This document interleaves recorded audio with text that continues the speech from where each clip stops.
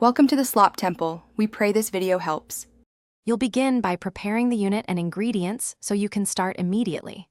First, place the removable bowl on the power base and confirm it clicks. This ensures the safety interlock is engaged. Once done, choose the appropriate Auto IQ program on the control dial to match your recipe. Load ingredients by the recipe order, liquids first for some functions, making sure not to exceed the max fill line, because flow and sensor readings depend on correct volume. Continue by tailoring the Auto IQ routine to achieve the exact texture you want. After the selected program begins, use the pulse or manual buttons to refine texture if the automatic sequence seems off. This intervenes without canceling the cycle.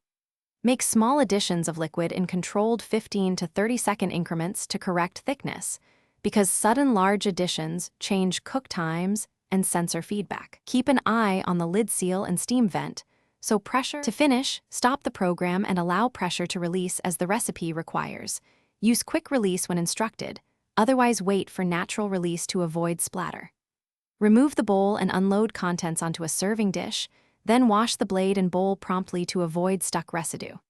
If Auto IQ displays an error, reset power first, then verify the lid is properly seated, the sensors are unobstructed, and you have not exceeded the max fill. These checks resolve most interruptions quickly.